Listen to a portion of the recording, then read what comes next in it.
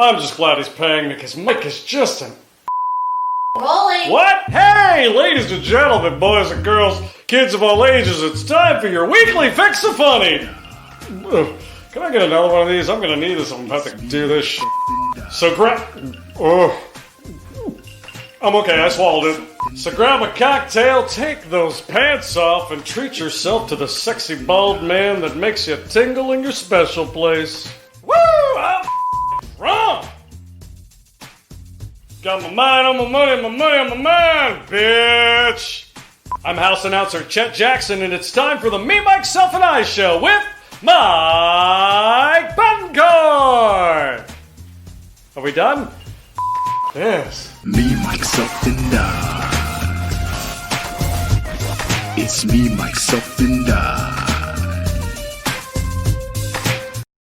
Jack!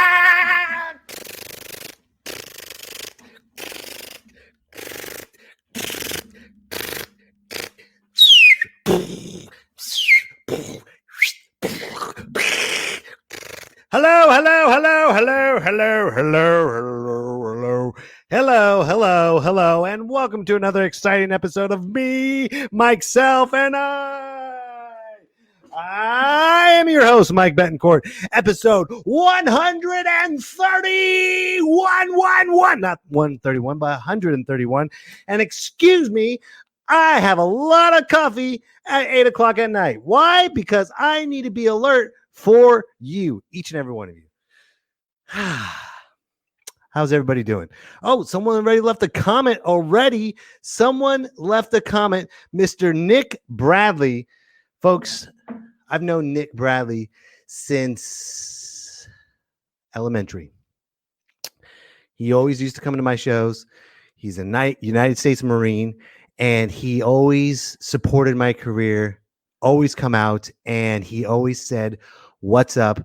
And this is his first time on the show supporting, and I don't know why, because I've always bothered him, but he supports.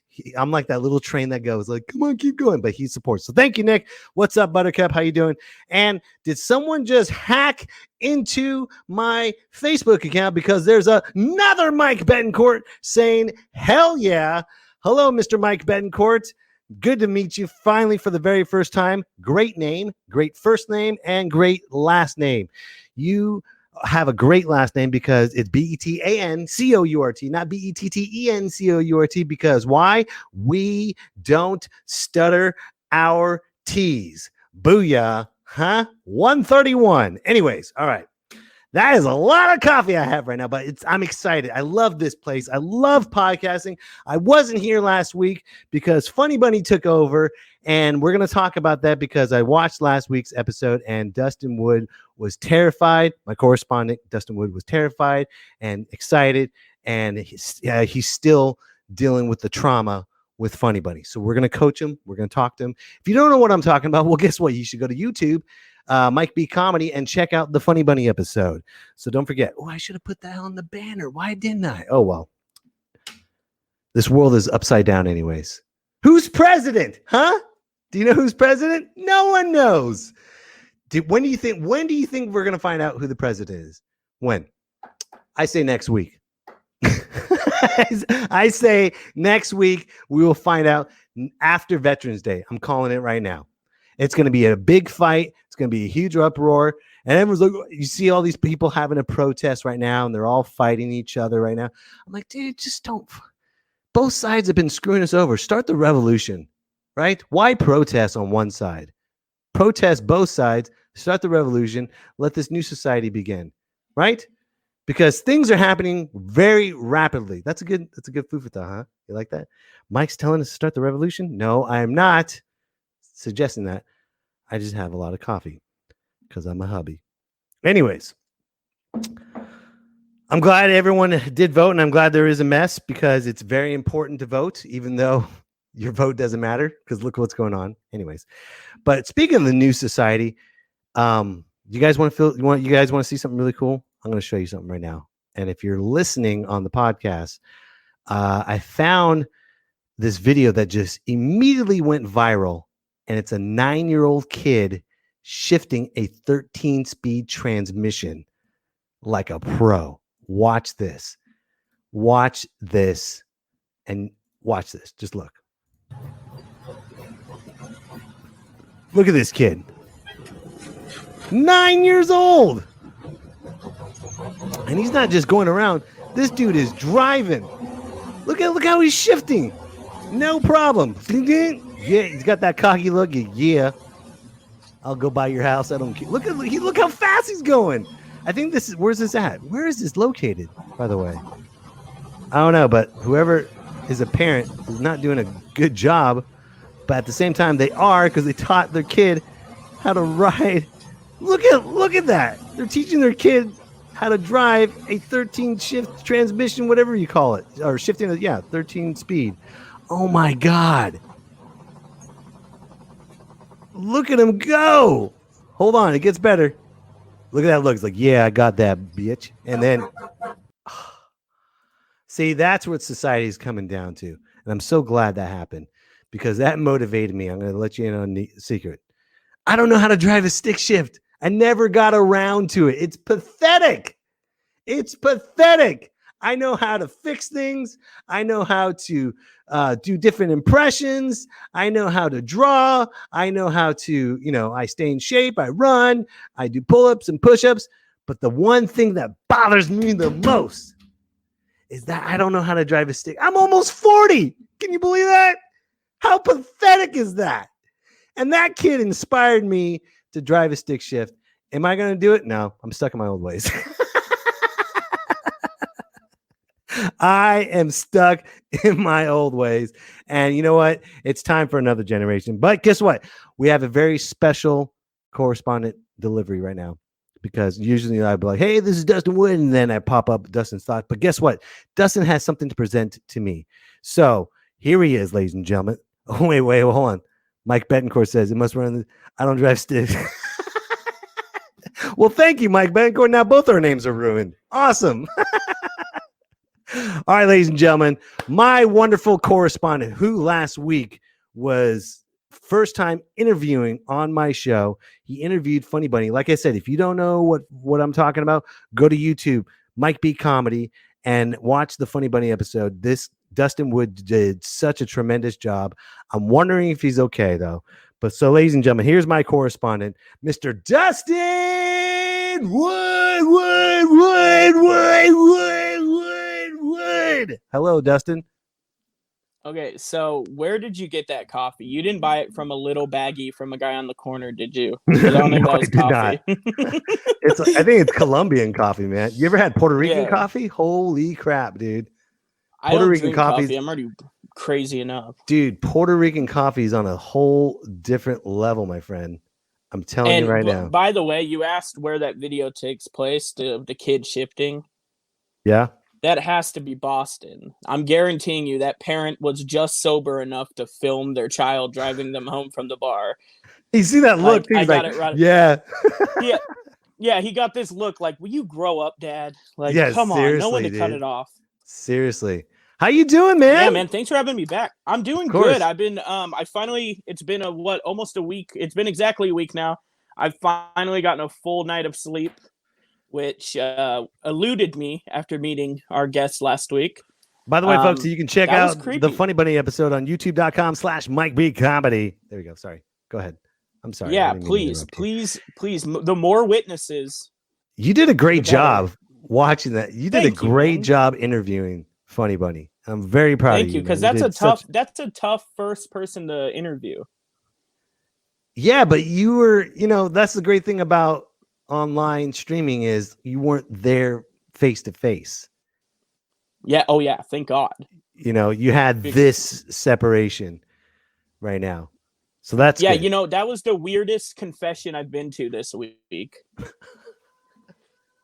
Was telling Father Lee about Funny Bunny and being like, I had just very violent thoughts towards a man in a bunny costume. But it was Halloween. It was great. It was great, man. Oh, I know. He asked. He was like, "Is this happened on Halloween?" And I was like, "No, it happened a few days before Halloween. It was just a tough thing to explain altogether. Right. And don't do the funny bunny thing. It creeps me out, man. It's like hearing Jason's theme music, like So you don't like hearing the funny bunny? All right, I'll stop. So what do you have for today, sir? What's your Dustin's thought of the day? So, okay, I wanted to do Dustin's thoughts, and I promise you next week it will be back. But I wanted to do something special this week. DTV, my production company, we've been working on a series, and we put the first episode out this week for the election. And since we were already talking about, the revolution that you've now instigated, it's on camera. I would love to show a video we made about Uncle Sam walking through Southern Oregon telling people to vote. Yeah, and I'll play that right now. It's sweet. We got some interesting responses. What were the responses? You'll see in the video, but we did meet somebody in the video. that. Yeah. We got some interesting reactions in the videos. Okay. I guess more apropos. Do you want me to block us out and play the whole video, or keep us on? Sure. Which one? We can talk Which about one? Yeah, both. Now, block us out. We'll talk about it afterwards. Okay. Cool. Okay, cool. So this is it right here. Yep, that's the one. Okay. I'm sorry. I was watching it earlier. That's what happens on live. Here we go. Are we still in? No. Yeah, we're still in. Okay. Yeah, we are. There we go. There Boom. we go.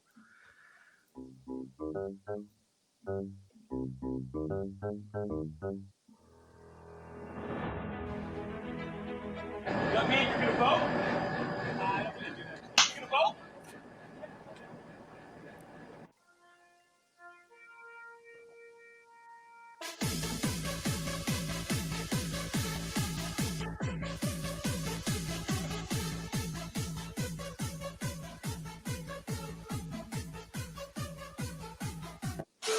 Look, guys, election's coming up. Make sure you vote, okay?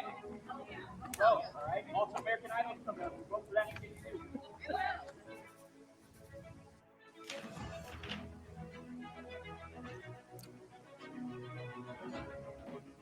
Make sure you vote, sir.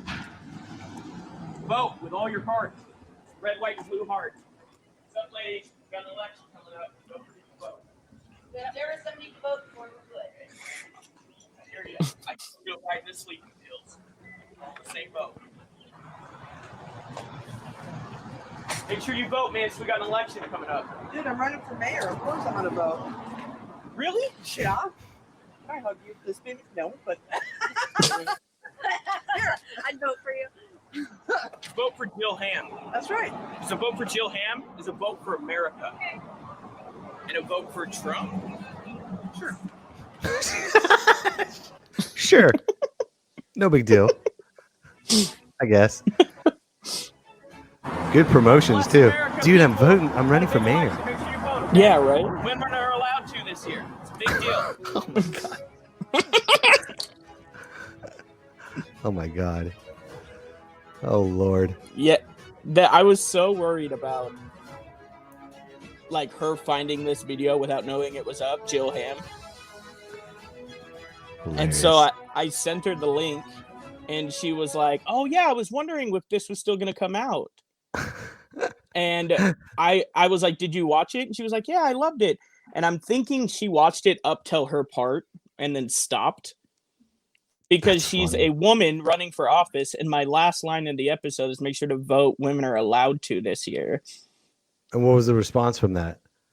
I haven't gotten any response from that. The one thing I got is Grants Pass Chamber of Commerce messaged me and asked if I was really peeing in public. And I was like, look at this. Look at this. Look at this. Chris Laird just said, "Did Funny Bunny vote?" Okay, Chris, stop. You can ask him next Halloween. Jesus. Stop Funny encouraging, bunny. Chris. Nah. Thanks for watching last week's show. By the way, folks, if you want to see last week's show, I'm trying to get it. Make sure you go to YouTube Comedy, youtube.com/MikeBComedy. Oh man, well, dude, Dustin, you gonna hang around? You gonna hang out? Absolutely, man. I got nowhere to Okay, go. we got a great guest tonight. Mr. Drake Comic is here. He was I'll introduce him, but stick around, dude. I'm Yeah, I sure will, you're gonna man, have definitely. have some questions, and we can all just hang out Yeah, and talk. I've worked with Drake before. We have very similar backgrounds, so I'm excited to Awesome. hear you interview him, man. Sweet. So stick around. I'm about to bring him up. All right, brother. All right, buddy. Thank you again, man. That was a great. That was a great video. No problem, man. Thank you. Did you vote for Jill Ham? I actually didn't register to vote at all. Make sure you join the revolution with Dustin Wood, ladies and gentlemen. You haven't even registered? No. I can see if you Literally, I don't could vote. just mail it Hold in. on. Hold on. I can see if you don't vote. I get that. Some people just don't want to vote because of the candidates, but you haven't even registered? No, see, I'm protesting on a whole other level because You know what? I'm saying, like, I won't even register to vote for nobody. I get it. I get it. I get it. I get it. I get it. But did you vote? You didn't even know what the propositions were, huh? In your town. No, not at all. I didn't. Let the revolution begin. No, not really. The revolution of Dustin. laziness on my side. I love it, dude. Hang 10, and then we'll I'll call you back in a few. All right, brother. All right, brother. Thank you. All right, before we bring him up, before I introduce Drake Comic, let me just set it up right now. Mr. Drake Comic was Drake Nelson, but now he's Drake Comic. And before he was a comic, he was a wrestler, and now he's mixing wrestling and comedy, and he has a Twitch account, a Twitch TV. And guess what he does on Twitch? I'll show you what he does. I'm not going to explain what he does. I will show you what he does on Twitch. So if you ever try to challenge him at a video game, this is what's going to happen, baby.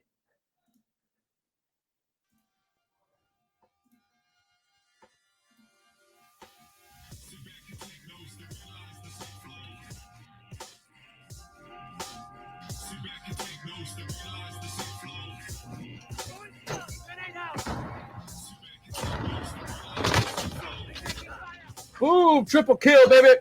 Playing the game by Drake Comic. He calls his shot. Look at all these fucking noob tube camping bitches. I snuck up with my knife, stabbed all you piece of shit motherfuckers. Boom, baby. Get out of your mom's basement.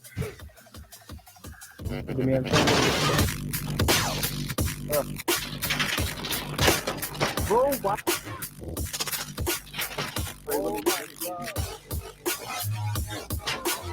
Got him. I'm wearing a luchador mask right now. Drake's the rapper. Come on, you gotta step your game up, fam. Oh, gotcha. Oh, camping on the stairs? Really? Camping on the stairs with a fucking mine? Oh, throwing knife? What? That's what I do to pieces of shit campers on the stairs. Stair campers. Watch out. I got my throwing knife. It's warmed up too. Oh, well, hello. Look out. Look out, noob. Come here. Look out, noob.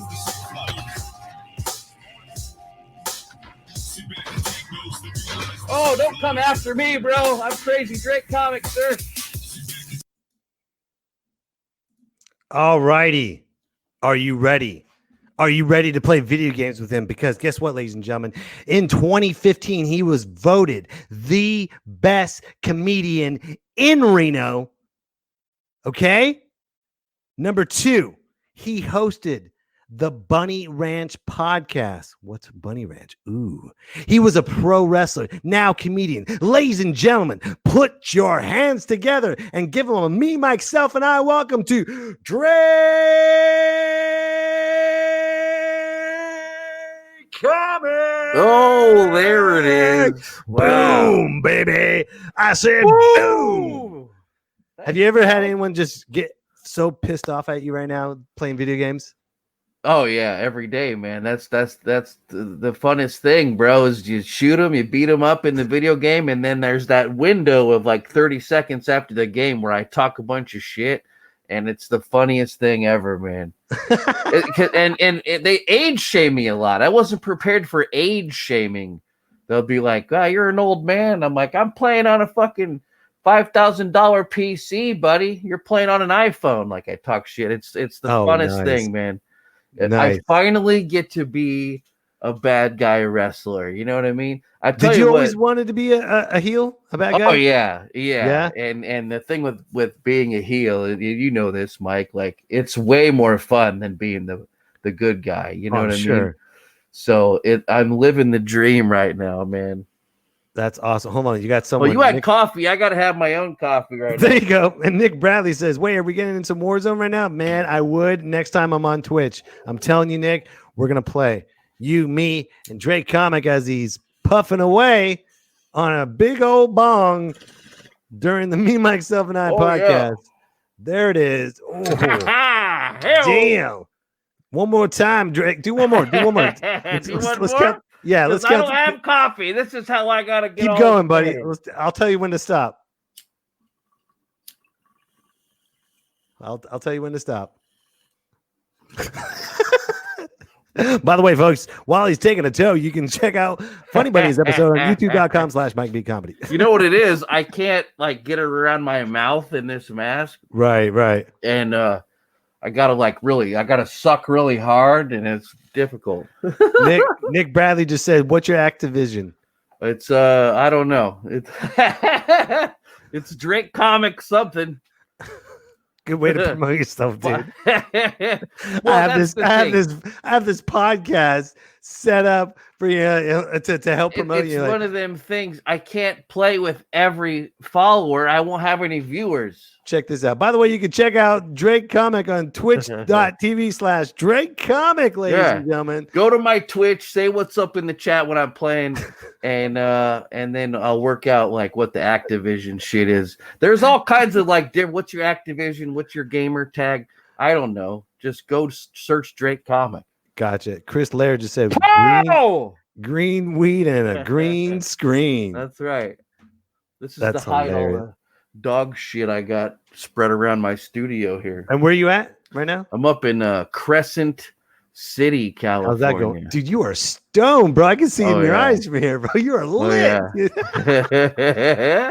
He is lit, ladies and gentlemen. He's like, by the way, yeah. Well, I was like, oh no, I don't have coffee, and I'm not gonna make coffee. So I was like, just get stoned, man. I had a White Claw earlier. Oh man, dude. You familiar with White Claw? That's what douchebags drink, or White Claws. So I got some of those. I had to have a drink because of this election, man. It's driving me to drink. Yeah. I should have just went to Oregon and did cocaine now. Fuck it, it's legal.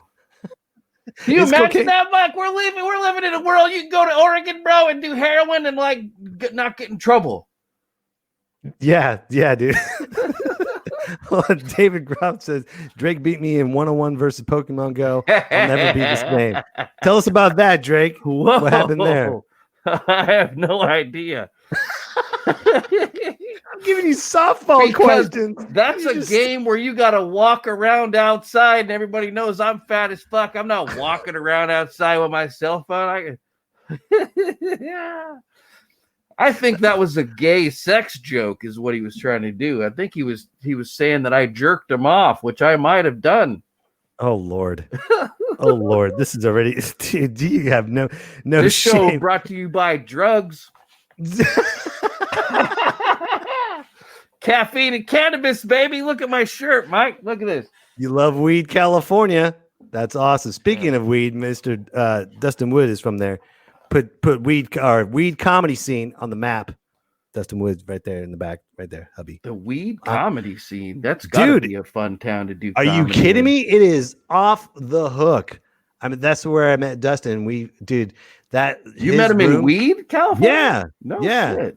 Dude, it's such a good room. The venue, the people are dying for comedy. I bet. And they love it. Everyone says, "Oh, you're going up to Siskiyou County? Oh, a bunch of meth heads." Hey, meth heads need a laugh. And the rest of the people laugh as well. I'm not saying all of Weed's filled with meth. I'm just saying, but let's be honest, Siskiyou County. Let's be honest. But That's anyways, how I feel about Grants Pass. I feel like when you're driving around, you're like, is everybody a tweaker here? What the fuck's going on? But in Grants Pass, they give the tweakers jobs and stuff. You hold on, Chris Laird said his mic is high too. It sounds pretty good, even though it's pointing up. No, your mic is pointed up. They can't even. Well, yeah, I'm not using this mic. This mic's not on there. I'm using. Oh, okay. This is just for sound. My real mic here, I'll show. That's the mic right here. Okay, nice one, dude. Yeah. Very nice. That's not my tools, by the way. I don't know whose tools those are, but right. Yeah, I got a mic. Maybe I should turn my my mixer down a little bit. Nick Bradley says, I don't know what weed is. Can you explain? Dude, when I bring Dustin up, Nick, he'll explain the weed comedy scene. It's a town, small town in Siskiyou County. Awesome. It's a golden nugget. I like that you know the county. Right? Right? It's because of Dustin. He put it on the map. He's like, if you're going to come up here, you have to know like the Oregon Trail. You got to know the weed trail. So, by the way, I like the funniest thing about Dustin's video was you asked him if he voted, and he said, "I'm not even registered." Like he made a video about voting, doesn't vote. I love it. That's American. Chris Laird just said that. Hold on. There. Where is it? Chris Laird? Right there. Chris Laird said that too. Wait, he went around. He's not even registered to vote. That's what I like about it. I'm just gonna bring up Dustin, dude. We're just talking about him. In my defense, I tell people to wear condoms. I don't wear them either. So that's a good one. That's a good one. I get it, man. Condoms are a young man's game. Once you get over like 36, there's no condoms anymore, man. That's I get it, bro.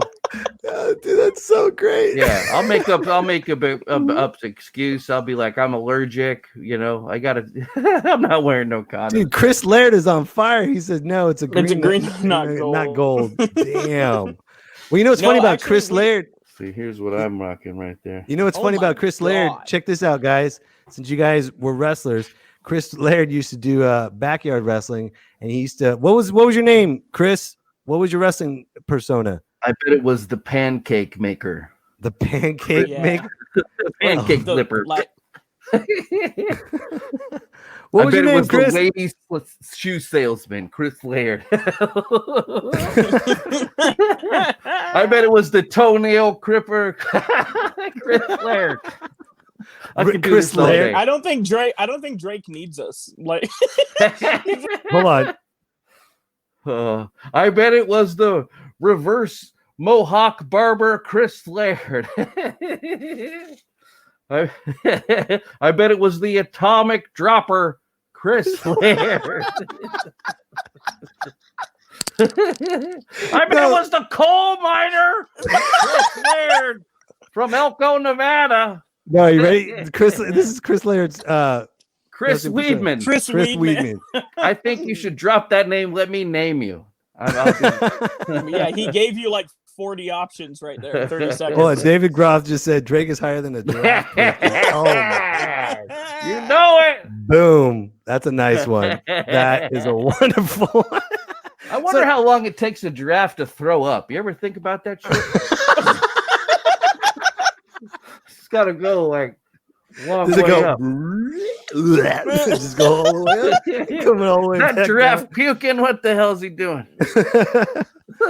Wow. So tell us, Drake, since we're on the subject of wrestling, tell us about your wrestling career. Dustin, we'll get back to you, buddy. Okay. Yeah, no worries, man. Okay. We'll get back to you. So tell us about your wrestling career, my friend. All right. Tell us when you started, how did you guys start, and why did you get started? Basically, I got into professional wrestling because sumo wrestling wasn't an option. No, man. I'll go. We have some time, right? Dude, we got plenty of time, my friend. Right, cool. We got plenty. So, like a lot of kids in the 90s, like I wanted to be a pro wrestler, just like a lot of kids want to be a baseball player or a drug dealer or whatever. So, I went to wrestling school. Who trained you? I was trained by a guy in Marysville named Zach Reeb, who's also dabbled in some comedy. Dustin knows who he is because that's a kind of a small area, the like Butte County, Sacramento area, Marysville. Mm-hmm. A lot of people in entertainment know each other. Anyway, Zachary ran this company, still runs today, or was running for a while until the COVID and stuff, called PCW, short for Pro Championship Wrestling, excuse me. So yeah, man, when I was about 20, 21 years old, I started training, and I trained for about a year. And the style of wrestling that I was trained in is called 80s European. So this is boring. Like, no, this is great, man. We're all wrestling nerds, man. Keep going. This is great. Yeah. So like when you meet people, in my opinion, that like have been in wrestling business, that's always like a tell sign of like, okay, what kind of style were you trained in? You know, and that's what my trainer would tell us was like 80s European. So like my head trainer was a guy named Schizo Mafioso. He guy was fucking insane, dude. And he's actually in prison right now for some type of violent. Living up to his name, dude. Yeah. But he was a weird, like legit schizo. Like in training and around the wrestling business, he was cool, man. You just thought he was one of the boys. He knew his shit. Would like mark out about wrestling and stuff. Outside of the building, though, the guy was fucking nuts, dude. Like just out of it. Anyway, that dude was trained by a guy named Paul DeMarco, who was trained by Lou Thez. You know what I mean? Wow. So that's my kind of lineage. Yeah. Wow. Not that like that's if you're a wrestling nerd, it's kind of cool. Like why don't you tell everybody who Lou Thez is and how he's that's so the important? thing. So for wrestling people, they know who Lou Thez is, but Lou Thez is like a pretty well respected wrestling champion, and he was a legit shooter. I don't remember exactly where he was from, but he was essentially like The Rock, Ric Flair, Hulk Hogan, Stone Cold Steve Austin wrapped up into one guy. Like they just knew like there's wrestlers and then there's fucking Lou Thez. Don't fuck with Lou Thez. You know what I mean? Well, the great thing about Lou Thez is like his name became a wrestling move. The Lou Thez press. Yeah. Which I didn't really understand because that's kind of an athletic thing, and he was more of like a shooter. But didn't he do that? Didn't he? Like, I don't remember if he did or not. Hit him over the head like that. He might have, but I mean, I don't think guys in that era were really doing shit like that. Okay. Maybe, but yeah. But when I started seeing the Thez press, I was like, I don't know if he left his feet ever. Like those guys were all about holds and grappling and stuff. So I just don't know, you know. And why don't you explain what European 80s style is versus American style? Sure. So basically, like there were different eras and territories. You'd have like the Japanese style, and then you know, you'd have kind of high flying luchador stuff in Mexico. 80s European was very ground based, but athletic at the same time. So like it like the kind of NorCal guys are very stiff but athletic, but guys in the Midwest and the South, they tend to work a real slow style of, like, you know, not a lot of bumping. It's all just headlocks, and like they build for like a crescendo to the end of the match. So it's, you know, in NorCal 80s European, it's kind of fast paced, back and forth.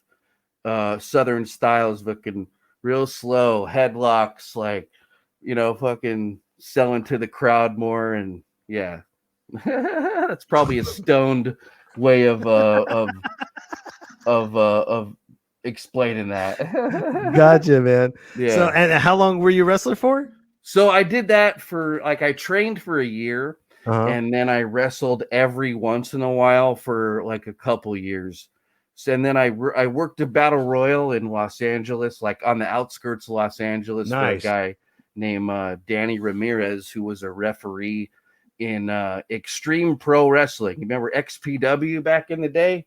I've heard of it. Yeah. Yeah, they did like a bunch of death matches in the early 2000s. Wrestling marks will know what XPW is. But so Danny Ramirez, who was like the head ref of this company, started his own promotion, asked me to kind of be a part of it. And I wrestled one match with this guy who was not trained well at all.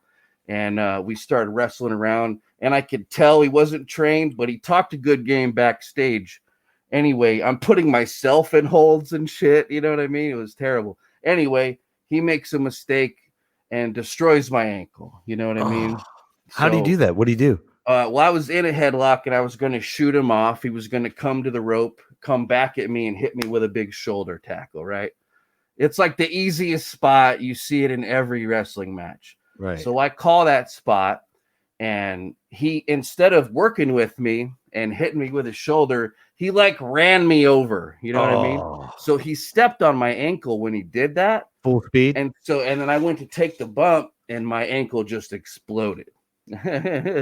There was footage on YouTube for a long time. Like my ankle was pointing the other way, like it was all crooked and stuff. So that ended like the physical part of my wrestling career at like 25 years old. So then I went back to school, got a little degree in video production, and then I started like producing wrestling television. Nice. You know what I mean? So I was on the road every weekend for a couple years, and I would just, me and my buddy would just go with a couple cameras. This is when I was at Chico. And I was going to Butte College up there. So we would film it and go and chop it all up. And then we would send it to like public access stations. You know what I mean? So we were on the air in 3 states, you know, a couple college kids. So that was like what I did for years, you know, so produce wrestling and stuff. I became a part owner of a wrestling company at one point, you know, ring crew, everything, man. What did you like about the production side that you that is it like the same as like video production for the news? Is like really fast paced guerrilla? No. And the thing about wrestling, that's a great question, by the way, Mike. The thing with wrestling is it's not like any other sport, right? Like football, baseball, basketball, those sports have not really changed in their production in the last couple of years, right? Because you got to have your camera people back. Right. You know, like football, right? Like, yeah, you hike the quarter, you hike the ball, right? Hand it off, the guy tackles, and then the play's dead. Everybody resets. Everybody's seen that production, right? Same thing with baseball, basketball. But the thing with wrestling is you never know what they're going to do. You know what I mean? Right. So you're filming it or whatever, and you don't really know where to stand because they'll come flying out at any moment. Or like there's a manager on the outside of the ring. You know, whatever. You wouldn't know their spots ahead of time? You wouldn't know their spots? Okay. We would go to the booking meetings. And so if we needed to film shit a certain way, that's what we did. But for the most part, like, yeah, and you shouldn't really know their spots because, like, from a production standpoint, it looks better if you like react to it. So you're getting the audience reaction on video as for the most part, your point of view, audience reaction on video. Yeah. And then we would do commentary over it. So that's so awesome. Yeah, we were a one-man band, me and this my old buddy of mine. Yeah, it was two of us. Was that intense every show you went to? Yeah, it was crazy, dude. Check this out. So one of the second show we were going to, right? We filmed one, and then somebody was like, "Hey man, we're doing a show in Sacramento next week. You guys want to come?" We're like, "Yeah, hell yeah." So we brought all our gear, and we're in the booking meeting. And they're going over like who's gonna wrestle and whatnot. And it goes, okay, in the main event, they're doing a barefoot thumbtack match, right? And I'm kind of like fooling around on my phone or something. And I was like, what'd you say? And they said, yeah, we're doing a barefoot thumbtack match. I was like, what? So it was like the most violent, crazy thing I've ever. It was like a tag match, and it was insane. One of the guys in the match was a guy named Timothy Thatcher, who's in NXT right now. Oh, nice. Yeah, awesome That's guy. huge. He's a buddy of mine.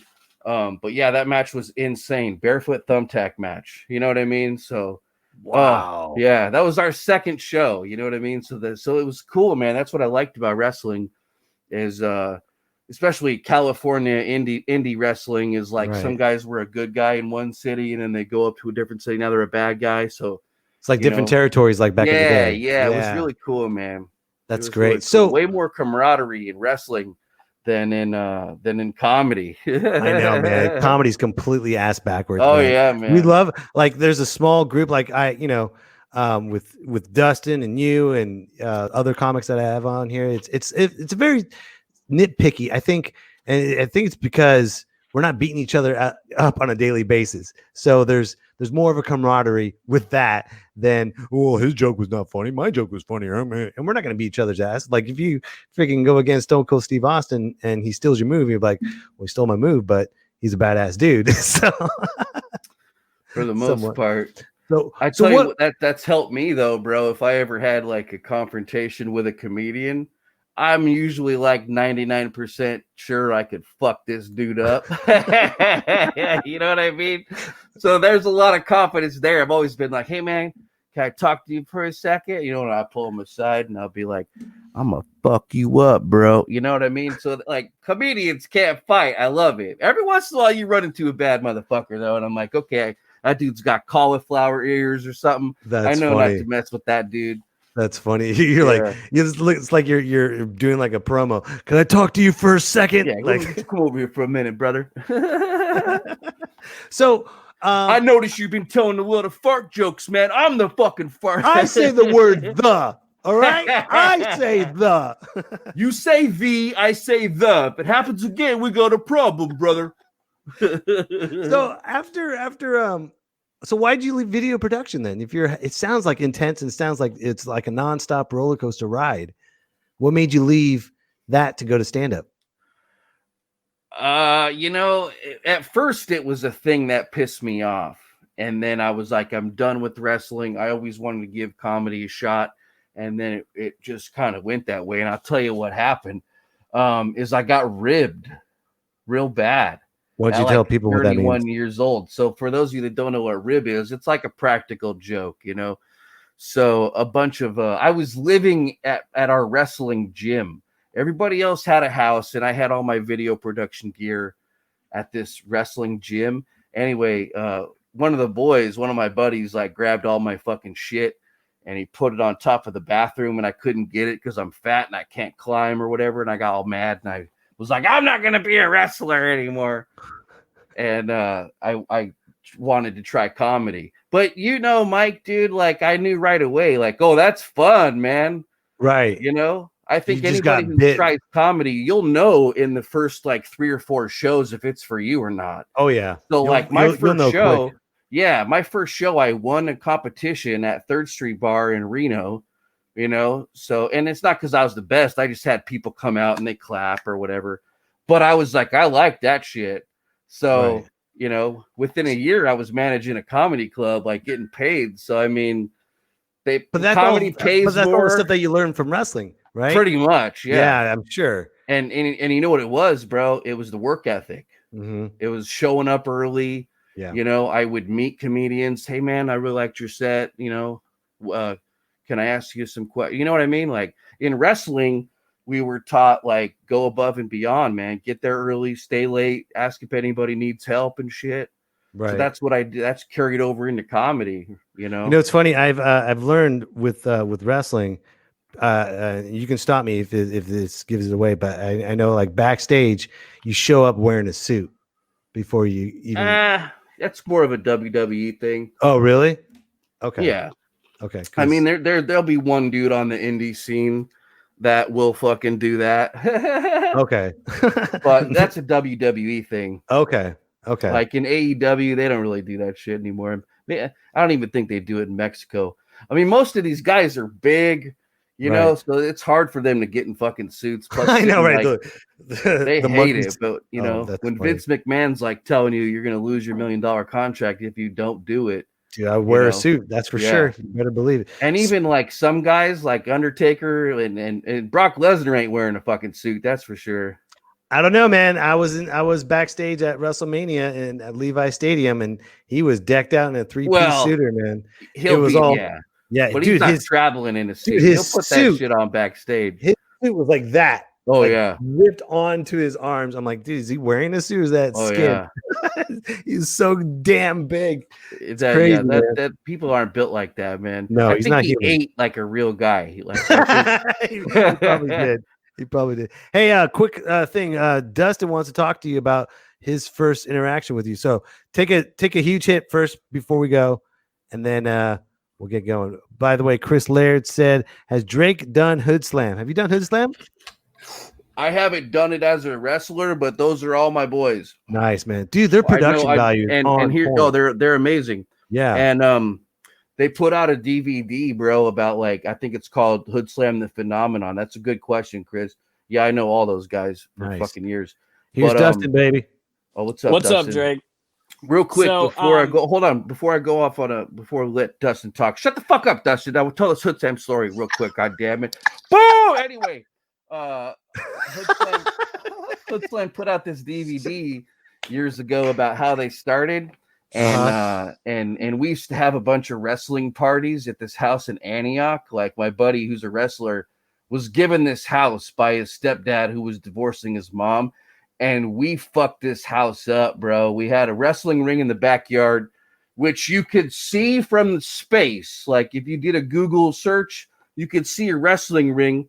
Wow. And then we had like a beer bong on it. And so we would have like, and what it was just a house that the boys would come to while they were on the road. So when they were going to Martinez or LA or fucking Oregon, they would stop at this house because it was like a 5-bedroom house.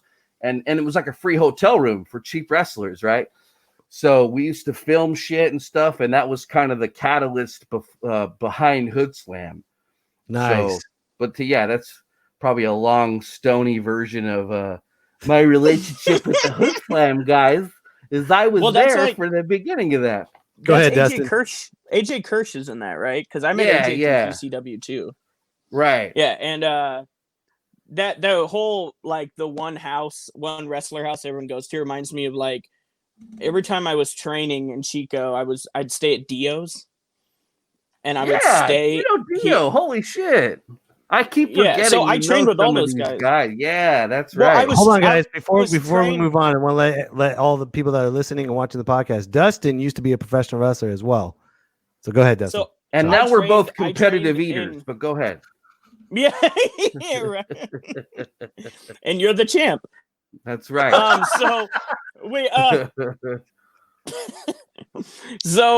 I remember. Yeah, I was trained in Chico by Brian Cage, who's on AEW now, but he was trained by all the guys. Yeah, you guys were trained. He was trained by all the guys you were trained by. So right. I think just like through second or third hand training, I personally didn't know that there was a name to the style I was trained. The European 80s or whatever. I didn't know that. But I'm assuming it's the same thing because it was a lot of like Brian would get mad if too many matches had rest holds. I remember he got really upset about that. And so that's something that he still does, dude. That guy's flying around. He don't like to fucking stop. It's insane. If you watch a Brian Cage match. Yeah, he's like breaking the mold of what a guy that's the size of Brock Lesnar should be doing. And it's fast, and it's so weird because I just think of Brian as that skinny kid whose tights didn't fit right because they were too big, and now he's this guy that's massive. But I don't know if you remember the first time you met me. It wasn't at the Chico show. It was actually at a Chico Pro Wrestling show when I was training. I don't remember that. You didn't remember when I brought it up? No. Like you were very nice. You actually helped me out in a big way. Really? It was my first full weekend training. And I didn't know what a rib was, which you explained earlier, which is a practical joke. And you walked backstage, and I remember you had a camera, and you looked around, and you stopped, and you said, "Why are you rubbing baby oil on Brian Cage's back?" And I said, "I'm the new trainee. That's what all the new trainees have to do." And I look at Brian and I'm rubbing it like on his back, and I see Brian with his head down and his shoulders shaking from laughing. And I'm like, oh, what the fuck, dude? I've been doing this for 20 minutes. Like, what is happening right now? And you were the first person, you're like, that's called a rib. Anytime someone tells you to do something, get it confirmed by 3 or 4 other guys. But that could also be like but they could also be in on it too. That's kind of I know. Setting you up for failure too, because they're probably a big reason they do that is to see if you're one of those like hard asses that is gonna get pissed off and try to really, you don't ever want to be in a ring with a guy that takes like promos personally, because then they're gonna try to take shots at you in the ring, or like. I had one guy go, "I hope you hit me in the match because I want to give you a receipt." And I'm like, "You want to give me for a receipt for something I haven't done yet? Right. Like, you just don't like me." And so I think that's what ribs are designed for, because it's, as much as it looks like 2 guys beating the crap out of each other, it's very much you have to you put your life in the other person's hands. Yeah, I totally agree. And look at, I mean, Drake has the story about, you know, a guy that wasn't trained well enough, and he, you know, you put trust in someone that maybe doesn't deserve it because they lied to you and said that they could do more than they do. And now you're out at 25. Business, man. It could be No, shady. It's shady as fuck. And Drake was talking about the camaraderie, but it could also be grimy too. I mean, I'm sure you've seen The Dark Side of Wrestling. Oh right? yeah, that was a great series, man. Dude, it's like the mafia was in charge. Oh yeah, of especially the wrestling Texas business in the 80s, dude. Yeah, oh, dude, it's hard. I mean, and it still happens in I think a lot of these lower companies, like Drake brought up. There's always the one guy in the suit. There's always the one guy that thinks it's WWE and treats it that way, which could be good if you're treating it work ethic way. But when you're treating it like wrestling in Portland, these guys were it was so just toxic backstage. Oh yeah, and they had a reputation back when I was in the business that like Portland were fucking weird, man. They're crazy. They acted like it was the biggest company in the world. I had one, and guy they tell were me, not good. They were not trained well. Not at all, and like didn't have an idea about gimmicks. There was a guy that had Colossus from X-Men tattooed on his back, and I was like, I introduced myself to him, and I was like, save some pussy for the rest of us, right?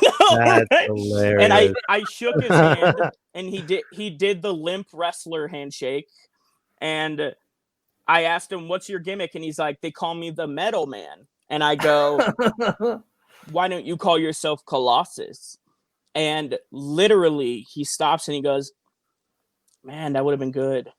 I'm like, you got it tattooed on your back, idiot. Seriously. And like, this is a guy that I have to trust to pick me up over his head. Like, oh yeah. God. By the way, Chris scary, Laird dude. is asking you, Drake, you guys have any Rob Wild Holy stories? shit, you know who Rob Wilds is, dude? Why don't you Where explain did that? you find Chris Laird? Jesus Chris Christ. is the man. Rob Wilds. That holy Why don't you explain shit. who's Rob Wild? So wow, I can't believe I'm talking about Rob Wild. Anyway, he was can I even call him a promoter? Like, just because he had money and he rented out like a shit like exposition hall in Yuba City and he had like some wrestling ring, I guess he was a promoter. He was like if a homeless guy became a wrestling promoter. Did he give you the Hey Man speech too? What? Would he give you the Hey Man speech? Hey Man, we didn't make enough money today, so we're not going to pay you. Oh no, I mean he would pay you, but it would pay you in like Twinkies and shit. You know? Yeah. But no, he would pay one guy, which was the guy in the main event. You know, but so everyone busting their asses. That's how Tons of Fun got his gimmick. They just kept giving him the Twinkies for payment. And he just put him in his shopping cart. But Rob Wilds is an interesting dude. And you know, I'm not a lot of like legit pro wrestlers would shit on Rob, and he gave me an opportunity. I'm not gonna say that, you know, he was just a weird guy. He stole one of my Chris Laird t-shirts. just said, sounds about right. Yeah. Hey, he's like if you went to a fleet like a striper show, like if you went to like a striper, no one's gonna know who Striper is. If you went to like a Def Leppard show in 1987 and picked a guy out of the first row and had him run a wrestling company, that's Rob Wild. There you go. Did he have a mullet? He had like, it was just long 80s metal hair, you know, and then it all he shaved his head at one point, and you're like, dude, you have cancer? What's going on? You know, like, when people shave, like when they have long, beautiful hair and then they don't, and then you have to acknowledge it, like, oh, what's going on, man? You trying to hide from the IRS or something? What's going on? That's funny. Hey, Dustin, hang tight, man. I got some more questions for Drake, man. Thanks, hang tight, Drake. buddy. Thanks, Dustin. Dude, so Drake. Wow. Wrestler, comedian. Why don't you tell us about the Bunny Ranch podcast? I'm sure you have a lot of stories about that place. Oh, yeah. So fast forward from wrestling to the Bunny Ranch. So I'm from Reno, Nevada. Right. And prostitution is legal in Nevada. I mean, you know that, Mike, because you get whores all the time. But All your the time, fans- man. All your the fans, they time. don't know that. 24/7, ladies. Come on. I'm like the Val Venus of prostitution. Come on, baby. But yeah, man. So I was always you know who Dennis Hoff was, Mike, right? He was the owner of He the Bunny was Ranch. the owner. Okay. Yeah. Now they had a really successful show. I mean, I don't know him. I didn't know him personally. Well, I know. we're not allowed to talk about like people who go to the Bunny Ranch. Right, you right.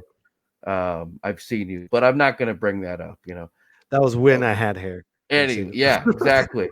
You took Rob Wilds' hair, and anyway. Dude, I don't even know who Rob Wilds is, but I would pay for at least a hairline. Did I paint you a picture? Huh? Did I paint you a picture? Like, go to any Def Leppard heavy metal show in 1989, grab one of those people. That's a wrestling promoter. That's Rob Wild. Is he on Google? I don't know. If he is, I guarantee he doesn't have that hair anymore. And if he's in the wrestling business anymore, I'm gonna punch myself in the dick. Like, that guy should not, because it's like in comedy, bro. You know, when you've been doing comedy long enough, right? You see somebody else doing comedy for like 8 years and they stink, right? And you know he should have quit, but he won't quit. He's just gonna keep coming to the open mics, right? That's how Rob Wild. Anyway, speaking of punching yourself in the dick, Bunny Ranch. Let's go. Bunny Ranch. Bam! Here's $500. Oh,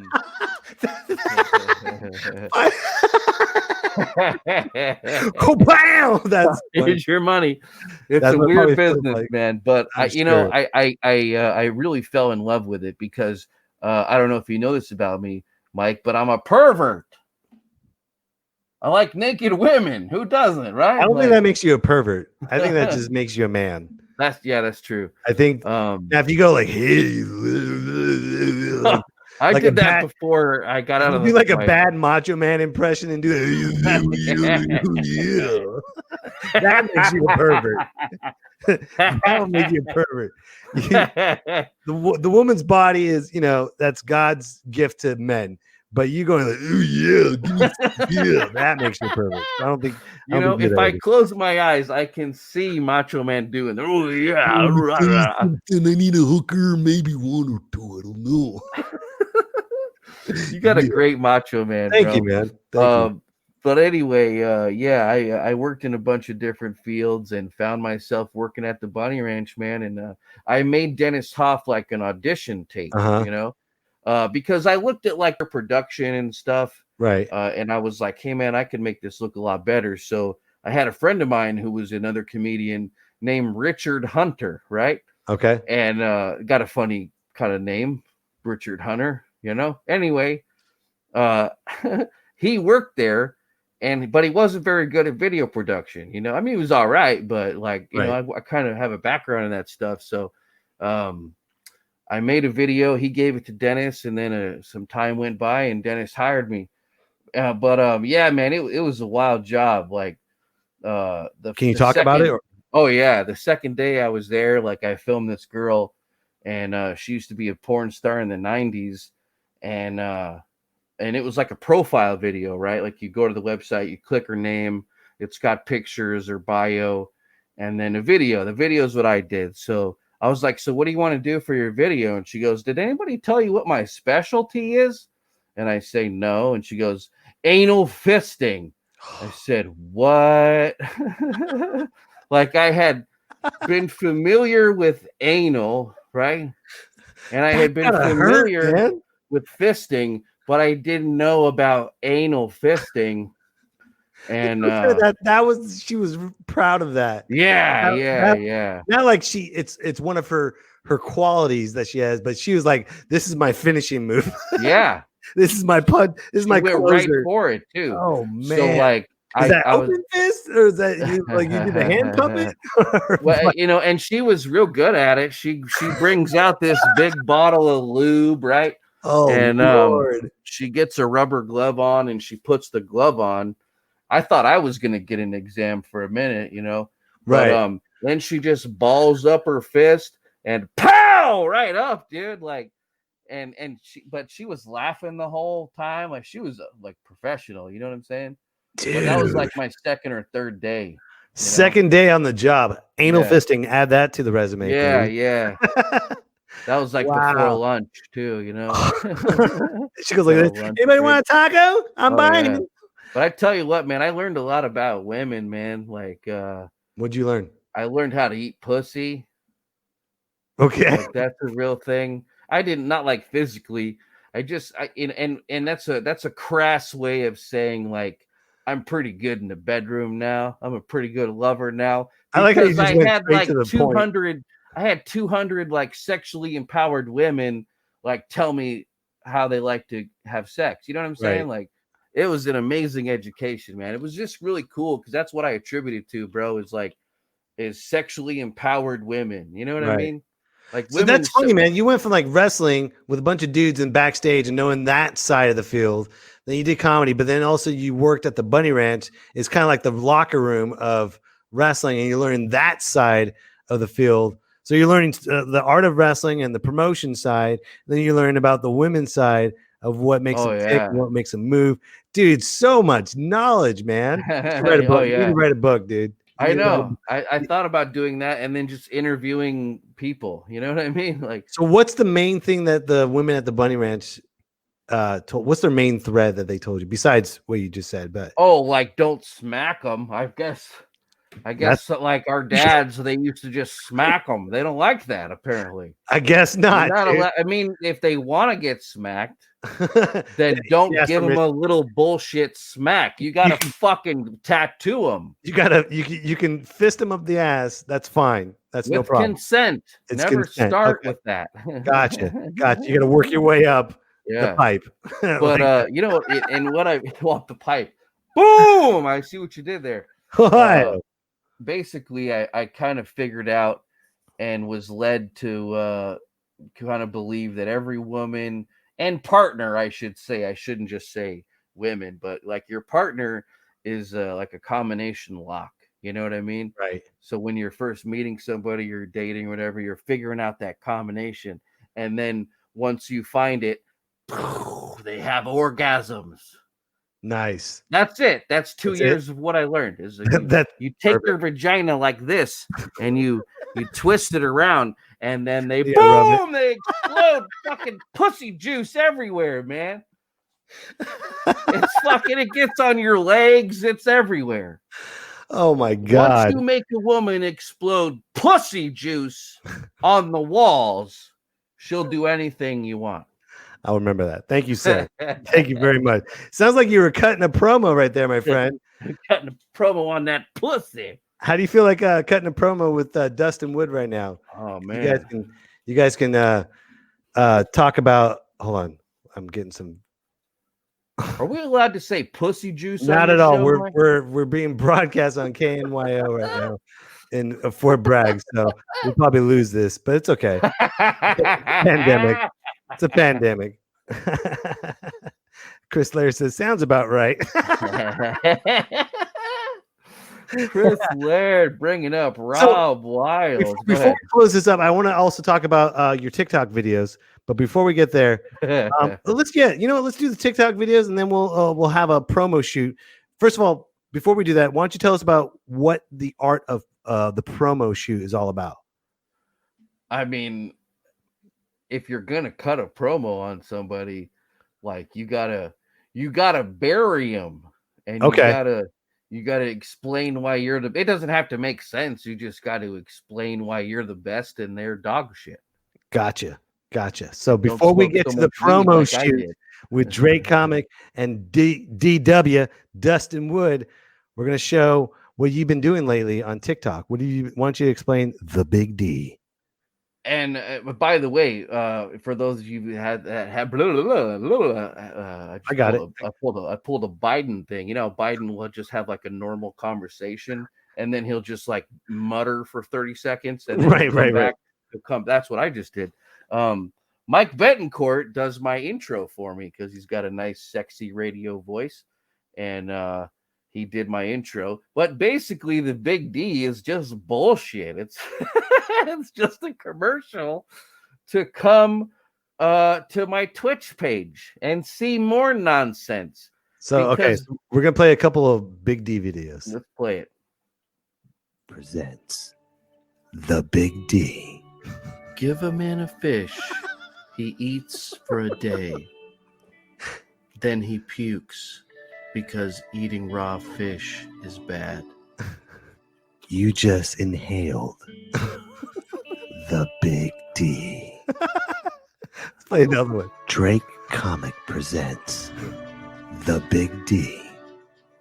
Yesterday is gone and tomorrow isn't promised.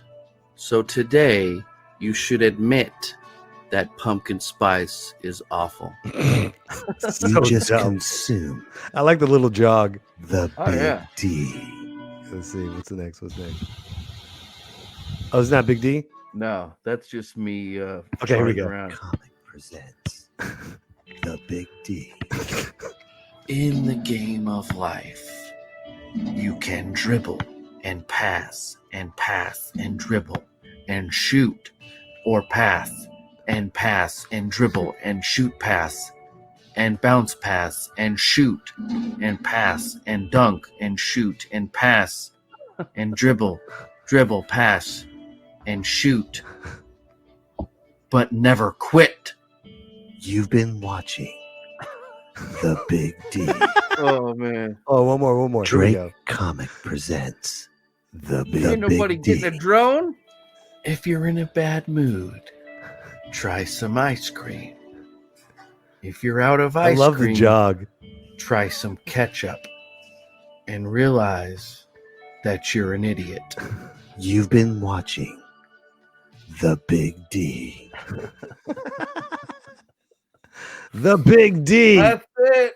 The Big D, I'm baby. trying to inspire people with my stupidity. Make sure you follow Drake on twitch.tv/Drake Comic. Did you have fun, man? Yeah, I feel like I could keep going for like another 30 seconds or so. Another 30. Hold on. Chris Lair No, says I'm just Drake is kidding. horrible at basketball. Yeah, he's putting a promo on you. I know. Speaking of See this, promos, buddy? all all right, gentlemen, it's time to come down to this. Here it is. Drake Comic will be cutting a promo with Dustin Wood. So first of all, here we go. This is the buildup. Because eventually, ladies and gentlemen, what you're about to see, eventually, it's not going to happen yet, but it's going to happen here on Me, Myself, and I. We are going to have the very first ever virtual wrestling match here on Me, Myself, and I. But we can't just give it to you just now. No. We have to have the buildup. We have to have what is called the little bubblies, the little pops. Pop.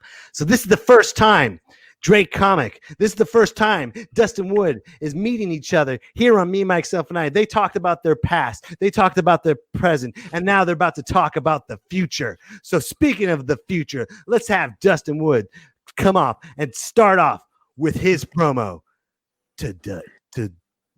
You know, Drake, I find it interesting that you call yourself Drake Comic. It's funny because you're named after two things that you'll never be. You're never going to be Drake, and you're never going to be considered a real comic. I think it's great that you have the D on your head and that these women taught you how to go down on women. Because the only big D a woman's ever getting is in your stupid videos. Oh my God!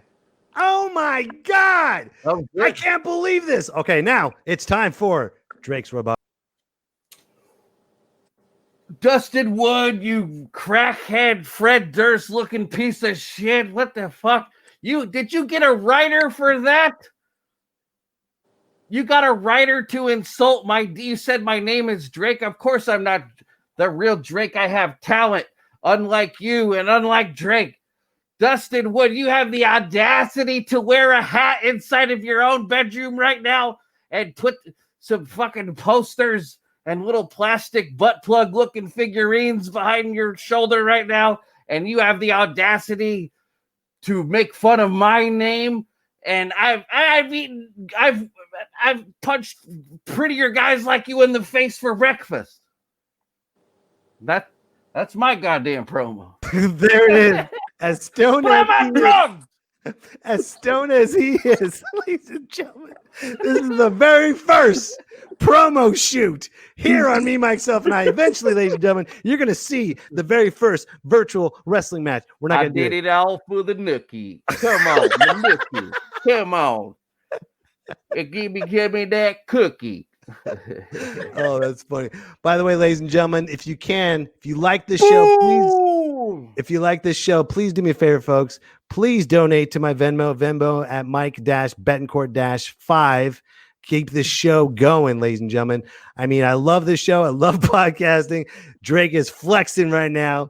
And by the way, you can follow Drake again at twitch.tv/DrakeComic. And also you can follow Dustin Wood at Dustin at Adorable. Dustin Wood. Booyah.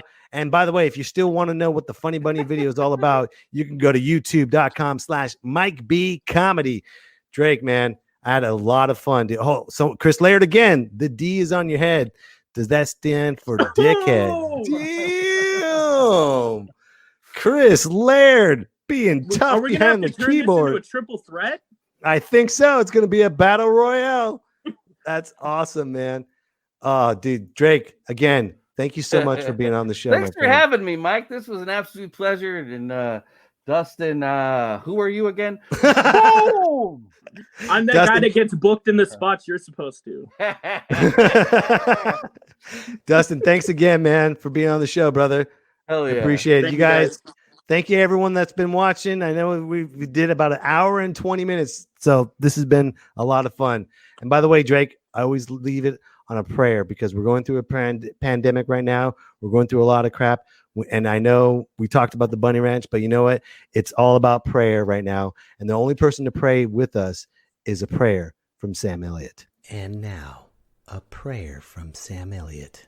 Dear Heavenly Father, give me the strength, for I don't have any patience for stupidity anymore. Everywhere I go, I see someone doing something stupid, and I just want to smack them across the head, but I can't, dear Father, for you are the dude of this universe.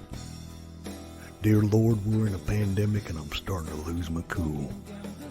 All I want to do is sit in my leather chair, smoke a Marlboro Red, and drink a beer. Coors, America's beer. Lone Star Barbecue. Amen.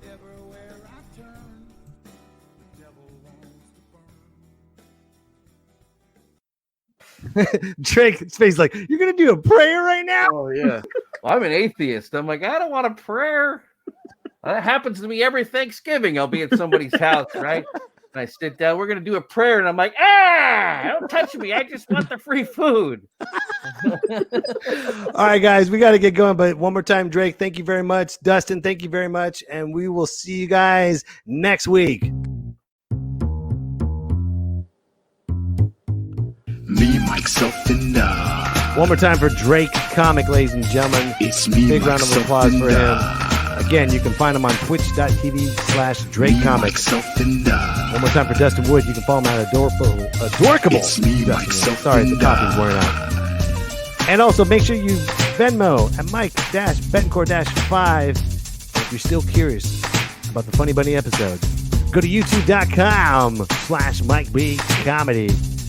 And who knows, maybe Chris Laird might come on the show, have a triple threat match here on Me, Myself, and I.